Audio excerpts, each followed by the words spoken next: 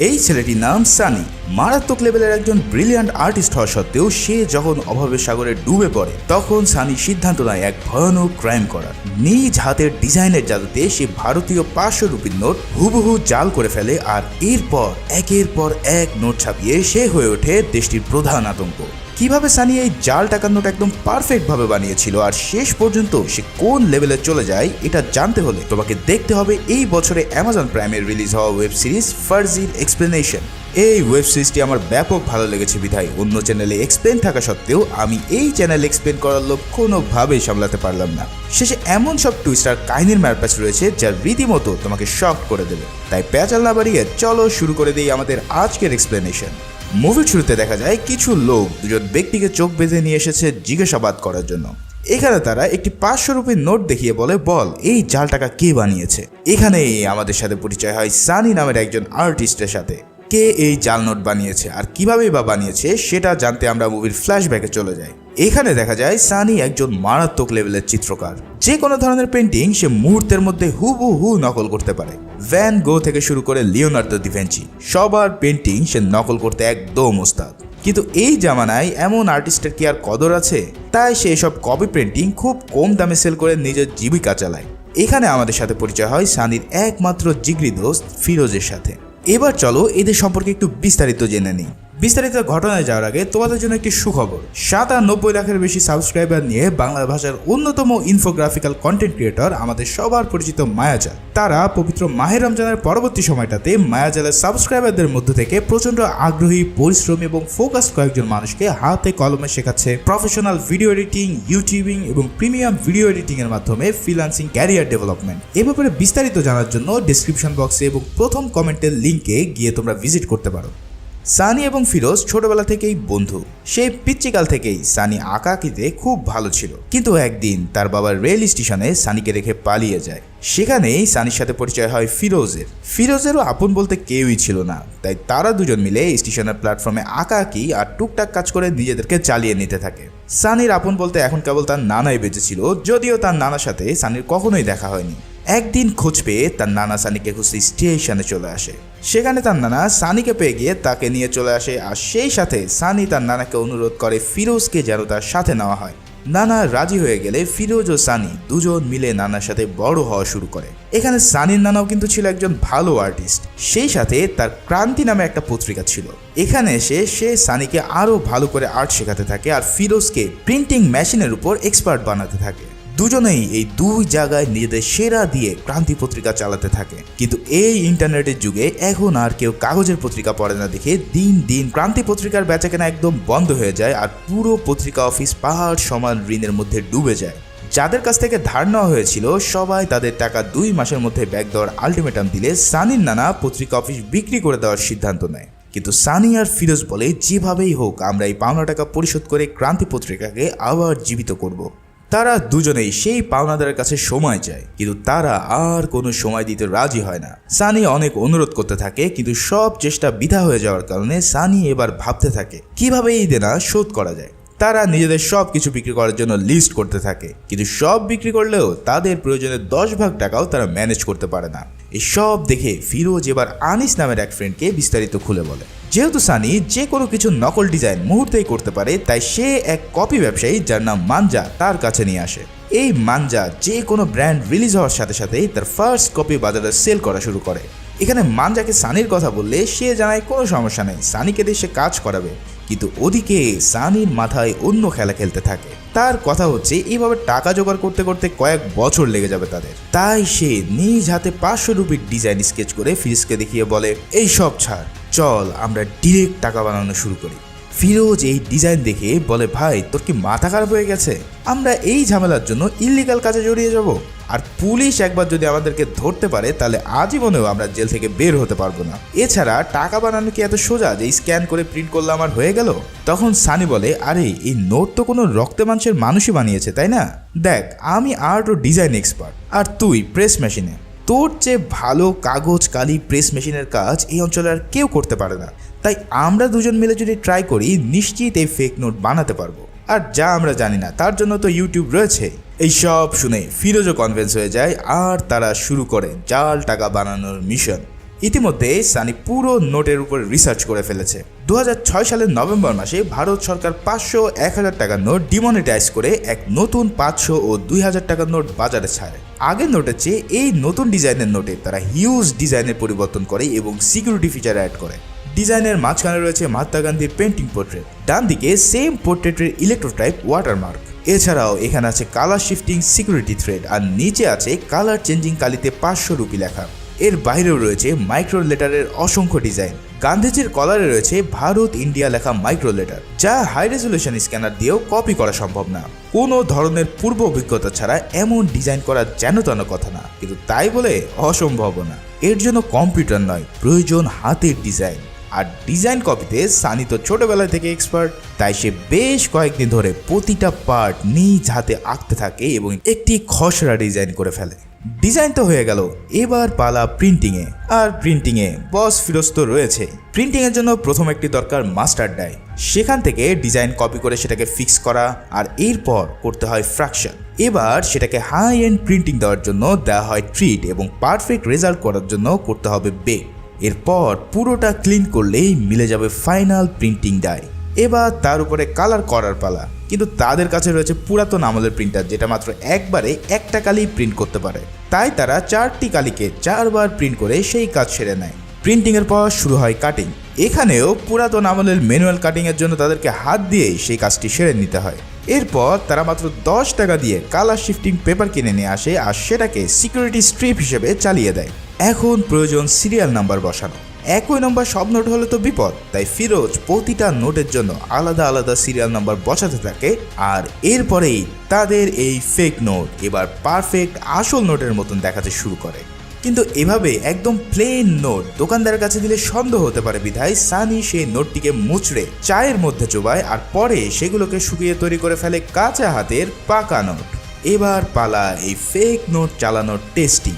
ফিরোজ একটি 500 রুপির নোট নিয়ে চলে যায় লিকুয়ার শপে বিয়ার কেনার জন্য, কিন্তু সেই দোকানদার এই নোটটি হাতে নিয়ে পরীক্ষা করতেই বুঝে ফেলে যে এটা একটা জাল নোট। ফলে সবাই মিলে তাদেরকে দৌড়ানি দিলে সানি ও ফিরোজ কোনো রকম সেই যাত্রায় নিজেদেরকে বাঁচাতে সক্ষম হয়। প্রেসে ফিরে এসে তাদের বানানো সব নোট পোড়াতে থাকে, কিন্তু সানি ঠিকই বের করে ফেলে যে এই আসল নোট যতই পারফেক্ট ডিজাইনের হোক না কেন, তা যদি আসল নোটের মতন হাতে নিয়ে ফিল না হয় তাহলে কট খেয়ে যেতেই হবে। কারণ মানুষ প্রতিনিয়ত নোট হাতে নিতে নিতে তাদের ব্রেনে অটো সেট হয়ে গিয়েছে যে আসল নোটের ফিল কেমন। তাই এখন কাজ হচ্ছে এমন পেপার খুঁজে বের করা যেটা আসল নোটের পেপারের মতন ফিল দেবে। দুজনে এবার বিভিন্ন জায়গায় গিয়ে খোঁজা শুরু করে সেই টাইপের কাগজ, কিন্তু কোনোভাবেই তারা আসল নোটের পেপারের মতন কাগজ খুঁজে পায় না। অবশেষে সানি একটি ম্যাগাজিনে 2 পাতা এক করার পর আসল নোটের মতন ফিল পায়, আর তারা বুঝে ফেলে যে এই 2টা কাগজকে জোড়া দিয়ে তারা নোট বানালে সেটা আসল নোটের মতন হয়ে যাবে। এবার তাদের প্ল্যান হলো এই পেপার দিয়ে একটাতে ফ্রন্ট ডিজাইন আর অন্যটিতে ব্যাক ডিজাইন করে দুটোকে জোড়া দিয়ে একটি নোট বানানো, যেটাকে বলা হয় স্যান্ডউইচ নোট। এর বাইরে কালার শিফটিং ইফেক্ট দেওয়ার জন্য তারা মেটালিক ইঙ্ক ও নর্মাল ইঙ্কের কম্বিনেশন করে সেই কাজটিও সেরে ফেলে। আর নোটটাকে কড়কড়ে করার জন্য এবার তারা ল্যাকার কোটিং ব্যবহার করে, ফলে এই নোটটি এবার হয়ে যায় একদম আসল নোটের মতন কড়কড়ে। একদম শেষে তাদের সেই চায়ে চোবানো ফর্মুলা ব্যবহার করে এই জাল নোট বানানোর ফর্মুলা শেষ করে। এই নতুন জাল টাকা নিয়ে আবারও দুজন হাজির হয়ে যায় অন্য একটি দোকানে সিকড়া কেনার জন্য।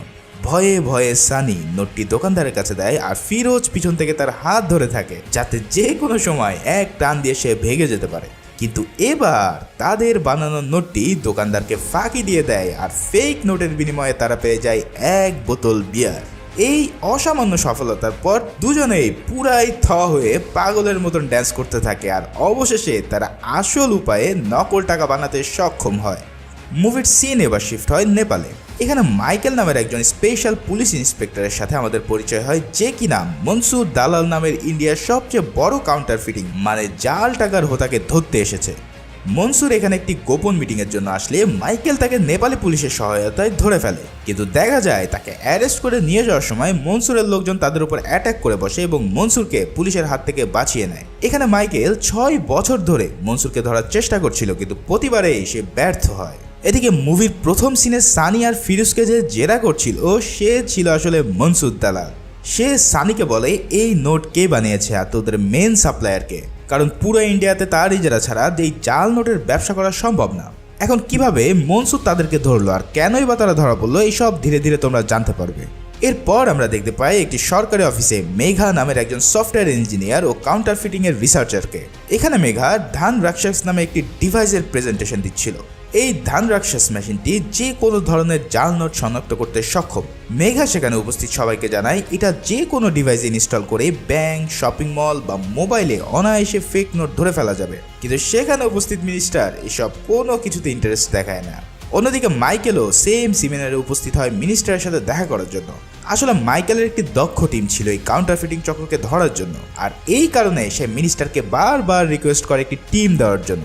কিন্তু মিনিস্টার বারবারই তাকে বলে যে এই জাল নোটের বাইরেও ভাই দেশে বহু ক্রাইম আছে, এমন ছোট ছোট কাজের জন্য সে টিম স্যাংশন করতে পারবে না। হতাশ হয়ে মাইকেল এবার অন্য একটি পথ বেছে নেয়। সে তার কাছে থাকা মিনিস্টার কিছু সেভি নোট পিকচার মিনিস্টারকেই পাঠিয়ে ব্ল্যাকমেল করা শুরু করে। মিনিস্টার অবশেষে বাধ্য হয়ে একটি নতুন ও এক্সপার্ট টিম স্যাংশন করে এই কাউন্টারফিটিংকে দমানোর জন্য।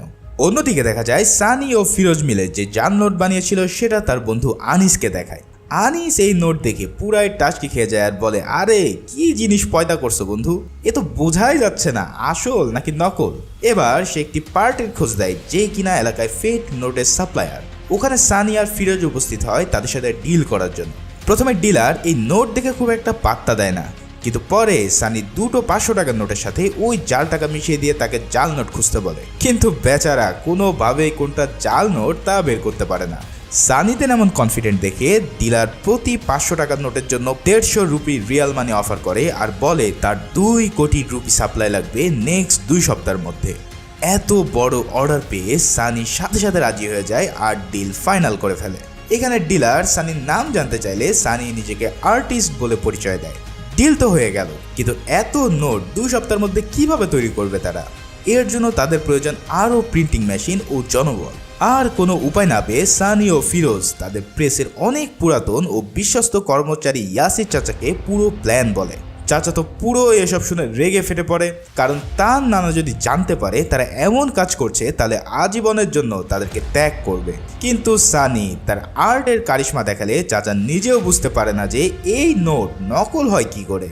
পরে সানি চাচাকে ভূগোল পড়াতে সক্ষম হলে সে জানায় এত প্রিন্টিংয়ের জন্য তাদের আরও 2টা অটোমেটিক মেশিনের দরকার। এছাড়া এই ক্রান্তি পত্রিকার অফিসে যদি তাদের কাজ করতে হয় তাহলে পুরো রাতের বেলায় সবার আড়ালে এই কাজটি করতে হবে। কিন্তু এত সব মেশিনারি কেনার জন্য তাদের প্রায় 10 লাখ টাকার মতন ক্যাশ প্রয়োজন। এই টাকা ম্যানেজ করার জন্য সানি আর ফিরোজ আবারও সেই লোন পার্টির কাছে যায় যার কাছ থেকে ইতিমধ্যে ক্রান্তি পত্রিকা টাকা ধার নিয়ে রেখেছে।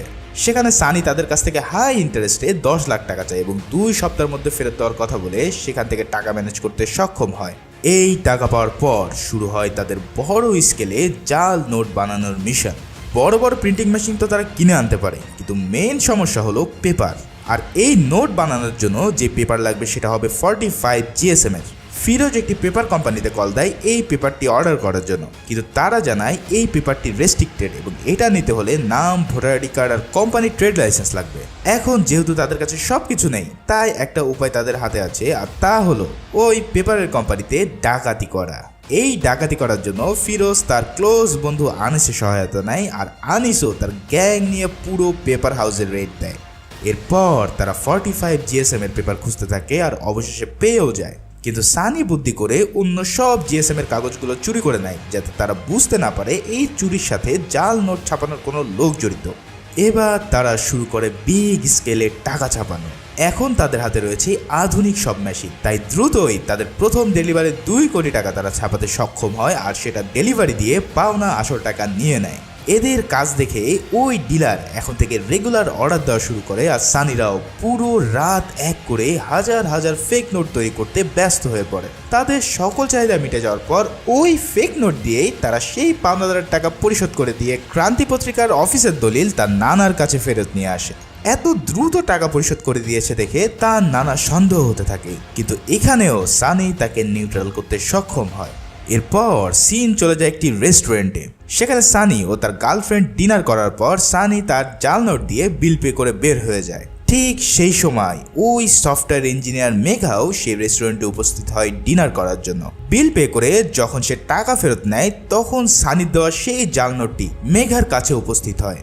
সে নোটটা হাতে নিয়ে বুঝে ফেলে যে এটা হয়তো জাল নোট। তাই বাড়িতে গিয়ে সে এই নোটটিকে ধানরাক্ষস মেশিনে চেক করে, কিন্তু মেঘা পুরোই শকড হয়ে যায় যখন সে দেখতে পায় এটা জাল নোট হওয়া সত্ত্বেও তার মেশিন ডিটেক্ট করতে পারছে না। আসলে নোটটির সকল সিকিউরিটি থ্রেডগুলো এতটাই পারফেক্ট ছিল যে মেশিনও তার কাছে হার মেনেছে। এরপর আরও একটু রিসার্চ করলে ধরা পড়ে যে নোটটি একটি স্যান্ডউইচ নোট। এটা দেখে মেঘা বুঝে নেয় যে এই গ্রুপটি কোনো অর্গানাইজ কোনো গ্রুপ না, এদের কাছে কোনো দামি ইকুইপমেন্ট নেই, তাই তারা স্যান্ডউইচ নোট বানাচ্ছে। যা এদের আছে সেটা হলো মারাত্মক লেভেলের ট্যালেন্ট। এমন ফাইনেস্ট কাজ মেঘা এর আগে কখনোই দেখেনি। এবার দেখা যায় নতুন টিম পেয়ে মাইকেল সবাইকে ব্রিফ করছে কিভাবে এই জাল নোট স্মাগলিং হয় এই দেশে। সে জানায় জাল নোট যদি সঠিক মার্কেটে পৌঁছাতে না পারে তাহলে এর কোনো মূল্য নেই, ফলে আমাদের কাজ হবে মার্কেটে জাল নোট ঢোকার আগে সেটা বন্ধ করা। এখানে মাইকেলের প্রধান টার্গেট থাকে মনসুর দালাল, সেই সাথে জিতু কাকা ও তার মেইন ডিস্ট্রিবিউটর বিলাল। এবার এদেরকে টার্গেট বানিয়ে এই টিম মাঠে নেমে পড়ে। অন্যদিকে মেঘা দেখতে পায় এই নতুন ডিভাইস নিয়ে সরকার কোনো রকম মাথা ঘামাচ্ছে না, তাই মেঘা ফ্রাস্ট্রেটেড হয়ে মাইকেলকে মেল করে তার ডিপার্টমেন্টে জয়েন করার জন্য। মাইকেলও তার ট্যালেন্ট দেখে মেঘাকে টিমে নিয়ে নেয়। এদিকে সানিদের কাছে এবার এক বিশাল অর্ডার আসে পাশের স্টেটের একজন এমএলএর কাছ থেকে। এই জাল টাকা দিয়ে সে নির্বাচনের কাজ চালাবে, তাই ডিলারের মাধ্যমে সে আর্টিস্টকে নক দেয়। সামনাসামনি দেখা করে তাকে 20 কোটি রুপি জাল নোট বানানোর অর্ডার দিয়ে বসে। কিন্তু এখানে এই ডেলিভারি তাদের নিজেদেরকেই করতে হবে সুরাটে গিয়ে। এই কথা শুনে সানি রাজি হয় না, কিন্তু কি আর করা, কাঁচা টাকার লোভ তো আর চাইলেই ফেলা যায় না। এবার এত বড় অর্ডারের জন্য ইয়াসির চাচার কাছে আসলে সে বলে আমাদের কাছে এত নোট ছাপানোর জন্য পেপার নেই, তাই সেই 45 GSM এর পেপার তাদের এখন খুব প্রয়োজন। এখন বারবার তো আর ডাকাতি করা যায় না, তাই না? তাই এবার তারা একজন মৃতপ্রায় লোককে ধরে নিয়ে এসে তার নামে কোম্পানির রেজিস্ট্রেশন করে এবং লিগ্যাল ভাবে পেপার কিনে কাজ শুরু করে দেয়। ওদিকে দেখা যায় মেঘা এই অফিসে জয়েন করেছে ঠিকই, কিন্তু তার হাতে কোনো কাজ নেই। এবার মেঘা সানির বানানো নোটটি মাইকেলকে দেখিয়ে বলে, স্যার এই নোটটি যে বানিয়েছে সে একজন টপ নচ আর্টিস্ট, তার কাছে যদি ভালো কোনো প্রিন্টিং টেক থাকে তাহলে সে আমাদের জন্য হুমকি হতে পারে। কিন্তু মাইকেল বিষয়টাকে খুব একটা গুরুত্ব দেয় না, তার কথা আগে মনসুরকে ধরতে হবে। কিন্তু এসব শুনেও মেঘা দমে যায় না। সে ওই রেস্টুরেন্টের চারিপাশে যত প্রিন্টিং কারখানা আছে তার লিস্ট বের করে নিজ উদ্যোগে একটি রেড পরিচালনা করে মাইকেলের কোনো পারমিশন ছাড়াই। বিভিন্ন প্রেস খুঁজতে খুঁজতে সে এসে পড়ে সানিদের প্রেসে। সানিরা তখন প্রেসের মধ্যে টাকা ছাপানোর কাজে ব্যস্ত ছিল। বাইরে পুলিশ দেখে ইয়াসির চাচা কোনো রকম তাদেরকে দেরি করাতে থাকে, আর ভিতরে সানি ও ফিরোজ মিলে পুরো প্রেস ক্লিনিং এর কাজ করতে থাকে। কিন্তু চাচা বেশিক্ষণ তাদেরকে আটকে রাখতে পারে না, আর মেঘা ফোর্স নিয়ে চেকিং এর জন্য ভিতরে ঢুকে পড়ে। তারা প্রায় ধরা পড়েই যাবে, ঠিক সেই সময় মাইকেল মেঘাকে কল দিয়ে ঝাড়ি দিতে থাকে যে তাকে না জানি এমন স্টুপিড রেড দেওয়ার জন্য। মেঘাও আর কোনো চেক না করে দ্রুত অফিসের দিকে রওনা দিলে একটুর জন্য আর্টিস্ট বেঁচে যায়। এবার নোট ছাপানো হয়ে গেলে ফিরোজ আর সানি একটি গাড়ি নিয়ে বের হয়ে পড়ে সুরাটের উদ্দেশ্যে। পথের মধ্যে তাদের গাড়িতে পুলিশ রেড দিয়ে বসে, কিন্তু আগে থেকেই সানি প্ল্যান করে কিছু মদের বোতল গাড়িতে রেখে দেয় যাতে পুলিশ মদের বোতল দেখে ওটা নিয়েই ক্যাচাল করে। হয়ও ঠিক তাই, বিদেশি মদের বোতল ক্যারি করার জন্য তাদের কাছে 30,000 টাকা নিয়ে পুলিশ ছেড়ে দেয়, আর তারাও হাসতে খেলতে জাল নোট ক্লায়েন্টের কাছে পৌঁছে দেয়।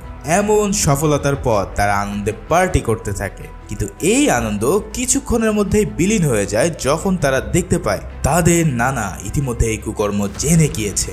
তার নানা প্রচুর কষ্ট পায় এবং রাগ করে সানি ও ফিরোজকে এই ক্রান্তি প্রেস থেকে বের করে দেয়। এখান থেকে বের হয়ে গিয়ে সানি আবারও তার আগের সে আর্ট কপির কাজে নেমে পড়ে।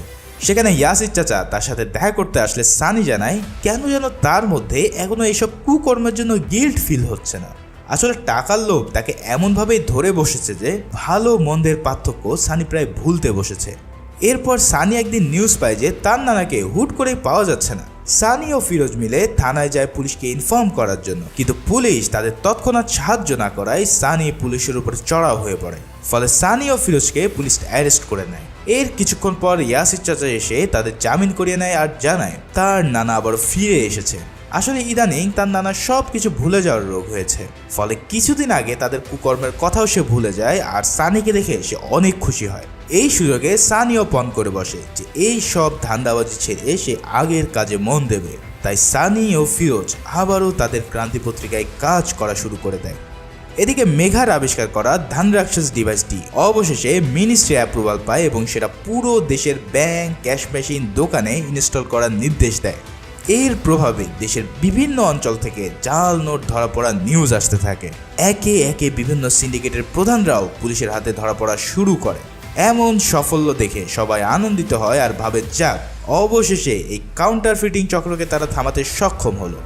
এরপর সিন চলে যায় দুবাইয়ের মনসুর দালালের কাছে। বেচারার পুরো ধান্দা ইতিমধ্যে বন্ধ হয়ে যাওয়ার জোগাড় এই ধান রাক্ষস মেশিনের জন্য। কোনো পার্টি এখন তার এই বানানো জাল নোট নিতে চাইছে না।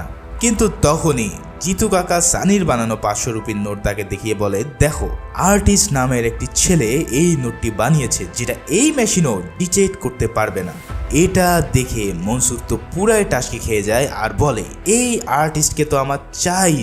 তাই পরের দিনেই তার টিমকে পাঠিয়ে দেয় সানি ও ফিরোজকে ধরে নিয়ে আসার জন্য। তাদের দুজনকে ধরে মনসুরের কাছে নিয়ে আসলে মনসুর একটি 2000 রুপির নোট সানিকে দেখিয়ে বলে, দেখো, এই নোটে কি সমস্যা আছে। সানি জানায় এই নোটের পেপার তো টপ ক্লাস, কিন্তু এখানে যে মাইক্রো প্রিন্টিং আর ওয়াটারমার্ক আছে সেটাই সমস্যা আছে। এর জন্য কম্পিউটার নয়, আর্টিস্টের হাতের ছোঁয়া প্রয়োজন। এই সব শুনে মনসুর অনেক ইমপ্রেস হয় আর তাকে একসাথে কাজ করার জন্য অফার দেয়। মনসুর বলে, আমার কাছে আছে দুনিয়ার সবচেয়ে হাইটেক গেজেট আর তোমার কাছে আছে ডিজাইন পাওয়ার। দুজনে একসাথে কাজ করলে কেউ আমাদের থামাতে পারবে না। কিন্তু সানি জানায় ইতিমধ্যে সেই সব কাজ থেকে দূরে চলে এসেছে আর নতুন করে সে কোনো কাজে হাত দেবে না। কিন্তু মনসুর তাকে হুমকি ধামকি ও টাকার লোভ দেখালে সানি ও ফিরোজ রাজি হতে বাধ্য হয়। এবার শুরু হয় তাদের 2000 রুপির নোট ডিজাইনের মিশন। এখানে সানি জানায় এই 2000 রুপির নোটে যে ডিজাইন রয়েছে সেটা পুরোই অন্য লেভেলের। এর ডিজাইন ডিটেলিং এর পাশাপাশি 17টি আলাদা টাইপ ফেস রয়েছে, যেটা নকল করা এক প্রকার অসম্ভব। কিন্তু আর্টিস্ট বলে কথা, সানি দিন রাত এক করে ডিজাইন করতে থাকে আর ফিরোজ নতুন সব প্রেস মেশিন দেখে সেগুলো অপারেট করা শুরু করে। একের পর এক ডিজাইন করে তারা বারবারই এই ডিভাইসের কাছে ধরা পড়ে যায়। কিন্তু অনেকবার ট্রাই করার পর অবশেষে সানি সুপার নোট বানিয়ে ফেলতে সক্ষম হয়, যা এই ডিভাইসকেও চাকমা দিয়ে দেয়। এইসব দেখে তো মনসুর এই আর্টিস্টের প্রতি পুরাই ফিদা হয়ে যায় আর তার মেইন ডিস্ট্রিবিউটর বিলালকে ইনফর্ম করে। বিলালও এই নোট দেখে পুরাই শকড হয়ে পড়ে আর বলে, এখন মার্কেট পুরাই খালি বস, এই নোট বাজারে ছাড়লে আমাদের ঘুরে দাঁড়াতে মাত্র কয়েক সপ্তাহ লাগবে। তাই শুরু হয়ে যায় দুনিয়ার সবচেয়ে পারফেক্ট 2000 রুপির জাল নোট ছাপানোর কার্যক্রম। এদিকে মাইকেল খোঁজ পায় যে বিলাল ইতিমধ্যে বাংলাদেশে অবস্থান করছে একটি বড় শিপমেন্টের জন্য। তাই সবাই রেডি হয়ে যায় বাংলাদেশের বর্ডারে গিয়ে তাকে অ্যারেস্ট করার উদ্দেশ্যে। কিন্তু এমন ওভারসিজ মিশনের জন্য মিনিস্টার তাকে কোনো রকম হেল্প করতে পারবে না বলে জানিয়ে দেয়। তাই মাইকেল বাধ্য হয়ে তিওয়ারিকে ফোন করে। এখন তোমাদেরকে বলে রাখি, এই তিওয়ারি হচ্ছে ফ্যামিলি ম্যান নামের একটি সিরিজের ক্যারেক্টার। আসলে দ্য ফ্যামিলি ম্যান এবং ফার্জি ওয়েব সিরিজের মধ্যে একটি ইন্টারনাল কানেকশন আছে। ফলে তিওয়ারি একটি আনঅথরাইজড মিশন ক্রিয়েট করে দেয় মাইকেলের জন্য। এখানে বাংলাদেশের বিজিবি জানায় তারা মাইকেলকে নো ম্যানস ল্যান্ডের বাইরে ঢোকার অনুমতি দিতে পারবে না। কিন্তু দেখা যায় বিলাল বুঝে ফেলে তাকে ধরার জন্য সবাই ফাঁদ পেতে রেখেছে, তাই সে বর্ডারে না গিয়ে ব্যাক করতে থাকে। এটা বুঝে ফেলে মাইকেল বিজিবির অর্ডার অমান্য করে তার মিশন স্টার্ট করে দেয় আর অনেক খড়িকাঠি পুড়িয়ে বিলালকে ধরতে সক্ষম হয়। বিলালকে একটি ডার্ক সাইডে নিয়ে গিয়ে মাইকেল তাকে জেরা করতে থাকে যে মনসুর কই। কিন্তু বিলাল যথারীতি স্বীকারোক্তি না দিলে তার পায়ে গুলি করে দেয় মাইকেল। ফলে জীবন বাঁচানোর তাগিদে বিলাল সব বলতে রাজি হয়ে যায়। বিলালের কাছ থেকে পাওয়া জাল নোট নিয়ে ওই ডিভাইসে চেক করতে গিয়ে মাইকেলের মাথা পুরোই ঘুরতে থাকে, কারণ এই নোট যে জাল সেটা কোনোভাবেই ধান রাক্ষস ডিটেক্ট করতে পারছে না। তার মানে এই নোট দেশে ঢোকার আগেই মনসুরকে যেভাবেই হোক থামাতে হবে। অন্যদিকে মনসুরের কাছে খবর চলে আসে যে বিলাল আটকা পড়েছে। এখন এই প্ল্যানে বিলালের রিপ্লেসমেন্ট লাগবে, তাই সে সরাসরি ইন্ডিয়া চলে আসে সানিকে বিলালের রিপ্লেসমেন্ট হিসেবে জয়েন করানোর জন্য। সানি এতে রাজি হয়, কিন্তু ইয়াসির চাচা তাকে বারবার মানা করতে থাকে যে মনসুরের সাথে না যাওয়ার জন্য। এখানে সানিকে অনেক উগ্র দেখায়, কারণ টাকার লোভ এখন তার পা থেকে মাথা পর্যন্ত জমে গিয়েছে। যেহেতু তাকে বড় পদে অ্যাপয়েন্ট করা হয়েছে, তাই সানি এবার মেঘাকে টার্গেট করে, কারণ মেঘার সাথে ভাব জমাতে পারলে সে এই কাউন্টার ফিটিং টিমের সকল ইনফরমেশন আগে ভাগে পেয়ে যাবে। কয়েকদিন মেঘার সাথে কথা বলে সানি তাকে পটিয়ে ফেলে। মেঘার একটি থাকার জন্য বাড়ির প্রয়োজন ছিল, তাই সানি তাকে সুন্দর একটি বাসা খুঁজে দেয়। সেখানে সানি একটি জরুরি কল করার জন্য মেঘার ফোন ইউজ করতে চায়। মেঘা তার ফোন সানিকে দিলে সানি সেখানে ম্যালওয়্যার ইনস্টল করে দেয়, যাতে এখন থেকে সে মেঘার ফোনে যত কল রেকর্ড, SMS বা ছবি থাকবে সব কিছুর অ্যাক্সেস নিতে পারে। একদিকে সে প্রেমিক সেজে মেঘার সাথে ডেটিং মারে, আর অন্যদিকে তার টিমের সকল খবর সানি আগে ভাগেই পেয়ে যাওয়া শুরু করে দেয়। এদিকে বিলালকে দেখা যায় সে সব কিছু স্বীকার করছে, কিন্তু সানি মানে আর্টিস্টের এক্স্যাক্ট ডিটেলস সে দিতে পারে না। তখন বেলাল তার এক ক্লোজ চামচাকে গুপ্তচর বানায় যাতে মনসুরের ওখানে কি হচ্ছে সেটা যেন মাইকেলকে সে দিতে পারে। এভাবে বিলাল একটা মেসেজ পায়, আর সেখানে বলা হয় এবার 12,000 কোটি টাকার এক বিশাল বড় জাল নোট ইন্ডিয়াতে আসতে চলেছে। এটা শুনে তো মাইকেলের মাথা পুরোই ঘুরে যায়, কারণ এত টাকা যদি ইন্ডিয়ায় ঢুকে পড়ে তাহলে এই দেশের অবস্থা পুরোই খারাপ হয়ে যাবে। তাই পুরো টিমকে হাই অ্যালার্ট করে দেওয়া হয়, সবাই ইন্ডিয়ার প্রতিটি বর্ডারে নজরদারি করতে থাকে। এদিকে সানি মেঘার কাছ থেকে ইনফর্ম পায় যে কোন এলাকায় আজকে রেড হবে, আর অন্যদিকে বিলালও তার ইনফরমার দিয়ে খোঁজ পায় যে মনসুর এই নোট দেশের কোন অংশ দিয়ে নিয়ে আসার প্ল্যান করছে। এভাবে দুই পক্ষের খবর বারবার লিক হয়ে যাচ্ছে দেখে সানি মনসুরকে বলে আমাদের মধ্যে নিশ্চয়ই কেউ গোপনে সব তথ্য ফাঁস করছে। আর অন্যদিকে মাইকেলও তার টিমের সবার মোবাইল ফোন সিজ করে চেক করতে থাকে যে কার কাছ থেকে ইনফরমেশন লিক হচ্ছে, কিন্তু মেঘার ফোন চেক করেও মাইকেল কিছুই বের করতে পারে না। এভাবে অনেক চোর পুলিশ খেলার পর খালি মনসুর আর সানি মিলে একটি প্ল্যান করে যে তারা তর্জনস নামের একটি পোর্ট দিয়ে এই বিশাল টাকা দেশে নিয়ে আসবে, যেটা আর্মস ডিলাররা অস্ত্র প্রচারের জন্য মাঝে মাঝে ব্যবহার করে থাকে। যেহেতু টাকার পরিমাণ 12,000 কোটি, তাই এত নোটের জন্য বিশাল বড় কার্গো প্রয়োজন। তাই এবার তারা বুদ্ধি করে দেশের বিভিন্ন অঞ্চল দিয়ে 1 কোটি 5 কোটি টাকা পাচার করতে থাকে, যাতে করে সেগুলো ধরা খেয়ে যায়। আর সবাই ভাবে তারা কোনোভাবেই দেশে টাকা নিয়ে আসতে পারছে না। এমন করে পুলিশদেরকে বিজি রাখে এই টিম, আর সানি ও ফিরোজ মিলে একটি শিপে করে এই জাল নোট নিয়ে দুবাই থেকে রওনা দেয় দেশের উদ্দেশ্যে।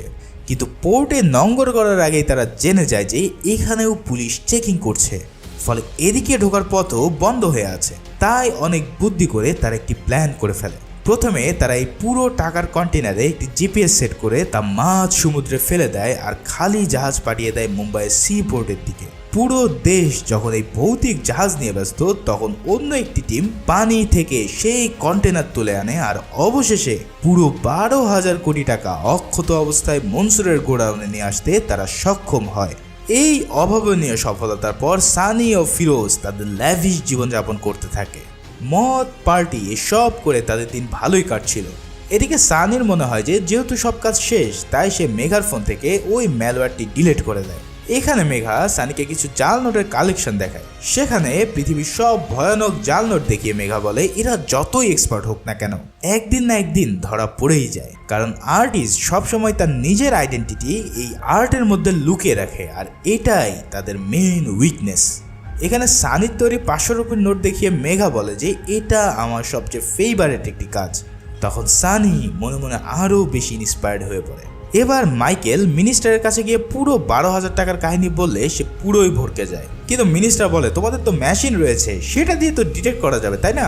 কিন্তু মেঘা জানায় এই সুপার নোট এতই পারফেক্ট যে এটাকে এই ডিভাইসও ডিটেক্ট করতে পারছে না। এই নোট নকল কিনা এটা ডিটেক্ট করার একমাত্র উপায় হচ্ছে এটাকে পুড়িয়ে ফেলা, কারণ এই নকল নোট পোড়ালে সেটাতে লাল রঙের আগুনের শিখা জ্বলবে। এই সব দেখে মিনিস্টার এবার মহা ঝামেলায় পড়ে যায়। সে জানায় যেভাবেই হোক ইলেকশনের আগে এই নোট ডিস্ট্রিবিউশন তাদের থামাতেই হবে। অন্যদিকে এত বেশি পরিমাণ নোট হওয়ার কারণে দিনের পর দিন পার হয়ে গেলেও সেগুলো খুব একটা বেশি ডিস্ট্রিবিউট করতে পারে না সানি আর ফিরোজ।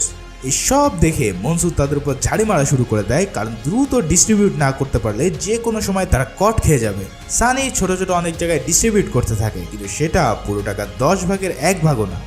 এদিকে মেঘা একদিন সব নোট ভালো করে পরীক্ষা করে জানতে পারে যে সেই আগের 500 রুপি আর এবারে 2000 রুপি সুপার নোট সেম একজন ডিজাইন করেছে। সে ভালো করে পরীক্ষা করে দেখেছে যে দুটো নোটেই খুব সূক্ষ্মভাবে ইংরেজি হরফে এস লেখা রয়েছে, যেটা এই আর্টিস্টের একটি সিগনেচার মার্ক। তার মানে অনেক আগেই যাকে ছোট জাল নোট বানানোর জন্য টিম ইগনোর করেছিল, এবার সেই 12,000 কোটি টাকার কারসাজি করছে। এখানে মেঘা আরও জানায় এই 500 রুপির নোট কিছুদিন আগে সুরাটের এক এমএলএর বাড়িতে রেড দিয়ে পাওয়া গিয়েছে। যদি তাকে জিজ্ঞাসা করা যায় তাহলে হয়তো এই মেন হোতাকে আমরা পেয়ে যাব। এই সব শুনে মাইকেল সোজা চলে যায় সুরাটের এমএলএর কাছে। সেখানে গিয়ে মাইকেল তাকে এই জাল নোটের মামলা থেকে রেহাই দেওয়ার অফার দেয়। বিনিময়ে সে ওই নোটের কারিগরের হদিস চায়। এমএলএ রাজি হয়ে যায়, কিন্তু এই মামলা খারিজ করার জন্য মন্ত্রী পরিষদের হাত লাগবে। কিন্তু মিনিস্টার তো আর এটা সোজা আঙ্গুলে করবে না, তাই মাইকেল বুদ্ধি করে মিডিয়াকে এই 12,000 কোটি টাকার জাল নোটের খবর লিক করে দেয়। ফলে মিনিস্টার এবার ব্যাপক গ্যাড়াকলে পড়ে যায় আর বাধ্য হয় সুরাটের এমএলএ-কে মামলা থেকে খারিজ করে দেওয়ার জন্য। বিনিময়ে সে আর্টিস্টকে জীবিত অ্যারেস্ট করতে চায়। এখন সুরাটের এমএলএ তো মহা খুশি, তাই সে ওই ডিলারকে কল দিয়ে বলে আর্টিস্টের সাথে কানেক্ট করে দিতে, কারণ বিশাল এক অর্ডার আছে। ডিলার ফিরোজকে 100 কোটি টাকার অর্ডার দেয় এবং বলে এই ডেলিভারি স্বয়ং আর্টিস্টের উপস্থিতিতে করতে হবে।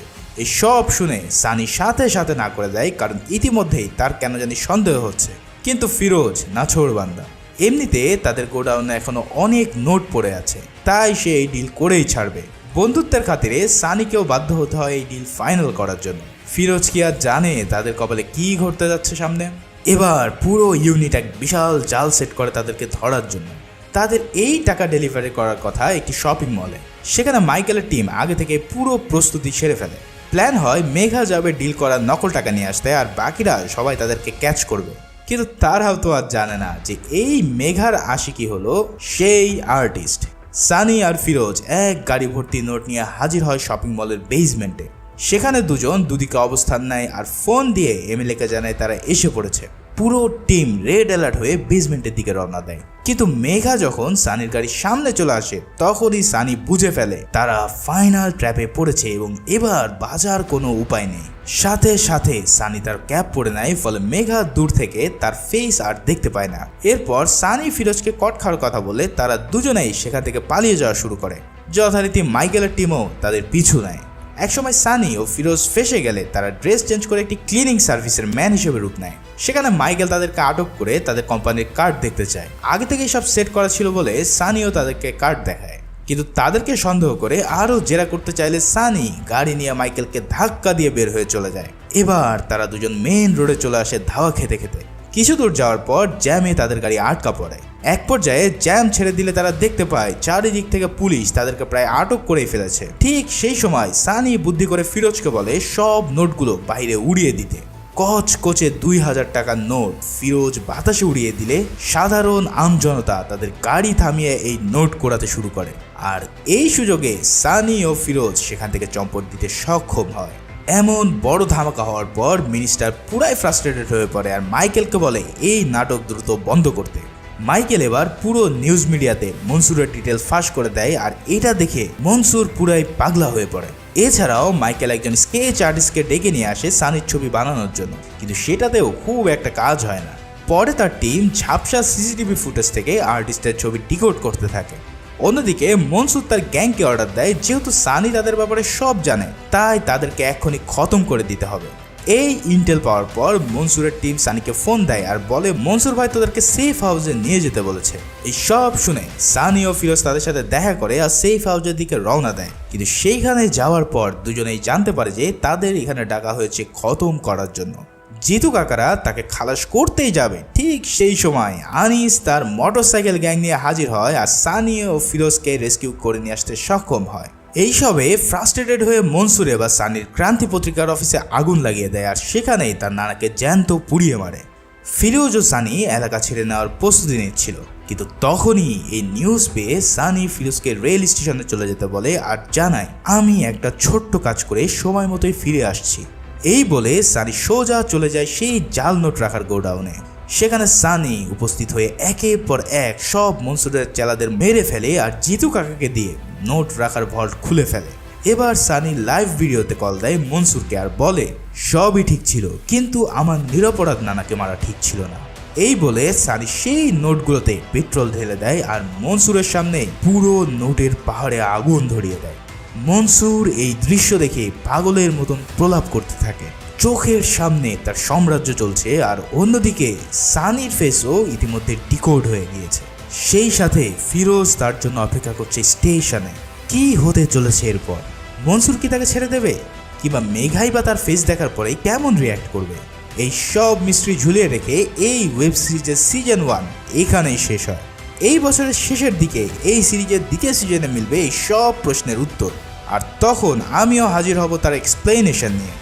এই ওয়েব সিরিজের এক্সপ্লেনেশন কেমন লাগলো তা জানাতে ভুলো না। আসলে পুরো 8 ঘন্টার ওয়েব সিরিজকে এত ছোট করে এক্সপ্লেন করা খুব কঠিন। এখানে অনেক ইভেন্টস আমি স্কিপ করে গিয়েছি যেগুলো আমার কাছে সিরিজের মেইন থিমের সাথে খুব একটা ইম্পর্টেন্ট মনে হয়নি। একটা ওয়েব সিরিজের অনেকগুলো লেয়ার থাকে, তাই আমার সাজেশন থাকবে সম্ভব হলে পুরো সিরিজটি একবার দেখে নিও।